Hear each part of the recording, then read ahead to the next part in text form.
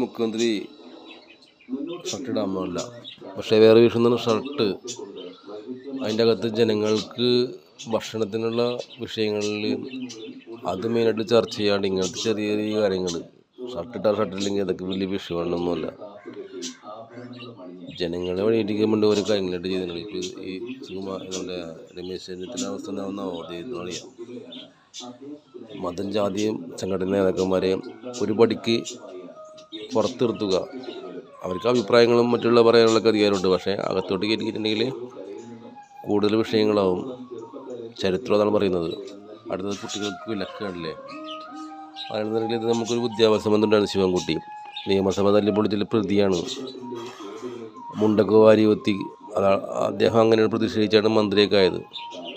അങ്ങനെയുള്ള പ്രതിഷേധങ്ങളോടെ അദ്ദേഹം ഒരു വിദ്യാർത്ഥികളുടെ ഒരു പ്രതിഷേധത്തിൽ അവർക്ക് ആ സ്കൂൾ അവരുടെ ഭാവി തന്നെ അനിശ്ചിതത്വത്തിൽ ആകുന്ന രീതിയിലുള്ള പ്രവർത്തനമായിട്ട് പോകുന്നത് ആ സ്കൂളിൽ വിലക്കുന്നതാണ്. പിന്നെ അത് പല നേതാക്കന്മാർ ഇതിലൊക്കെ പ്രതികരിക്കുന്നുണ്ട്. ഇതൊക്കെ നല്ലതാണ് നേതാക്കന്മാർ പ്രതിക്കുന്നത്. ജനങ്ങൾക്ക് ഇവിടെ ജീവിക്കാൻ പറ്റാത്ത അവസ്ഥയാണ്. പിന്നെ മാതൃഭൂമിയിലുള്ളത് ഇദ്ദേഹത്തെ പുതിയ ഗവർണർക്ക് ജോലി ചെയ്തിട്ടുണ്ട്.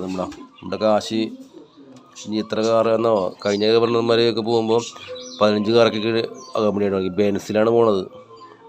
എ ക്ലാസ് ബെൻസിൽ നമ്മുടെ പൈസയും കൊണ്ട് എന്നിട്ട് അത് ചെയ്ത് എന്നൊക്കെ പറഞ്ഞ് പരസ്പരം ടോമാഞ്ചരങ്ങളെയായിരുന്നു. ഇതൊക്കെ പുതിയ എങ്ങനെയൊക്കെയാണെന്ന് അറിയില്ല. അതേ തുടങ്ങിയ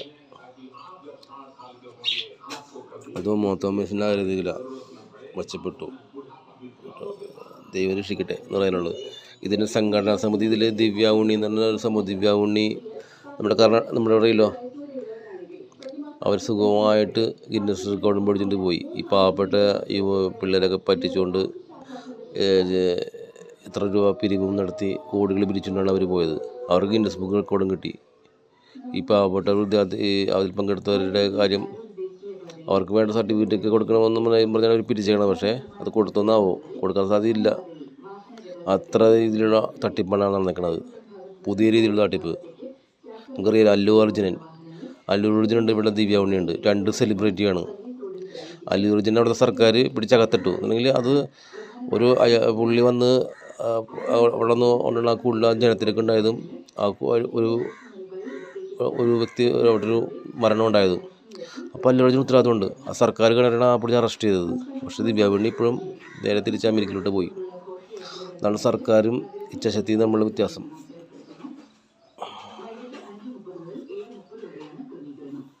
KSFക്ക് നഷ്ടം 101 കോടി അഴിമതി. അതിൻ്റെ മണി ഇവിടെ കേരളം ഈ കൊച്ചു കേരളത്തിൽ നടക്കുന്ന കാര്യങ്ങളൊക്കെ ഉണ്ടൊക്കെ.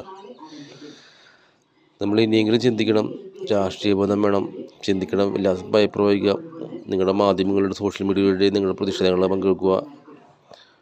നിങ്ങൾ ശ്രമിച്ചാൽ തീർക്കാനുള്ള വിഷയം ഉള്ളതൊക്കെ ഈ അഴിമതിയും ഈ ജനങ്ങൾക്ക് ജീവിക്കാൻ പറ്റുന്ന ഒരു നല്ലൊരു ആരോഗ്യസ്ഥിതിയുടെ വേണം. ആരോഗ്യപരമായിട്ടും വിദ്യാഭ്യാസപരമായിട്ടുള്ള ഉയർച്ച. ഇവിടെ ആരോഗ്യപരമായിട്ടുള്ള എന്ന് പറഞ്ഞാൽ നമുക്ക് ഹോസ്പിറ്റലിൽ ചെല്ലാൻ പറ്റില്ല. Private mafia. വിദ്യാഭ്യാസ തന്നെ പ്രൈവറ്റ് മാഫിയ. പിന്നെ എന്തിനാണ് സർക്കാരിൻ്റെ നമുക്കുള്ള ഗുണം?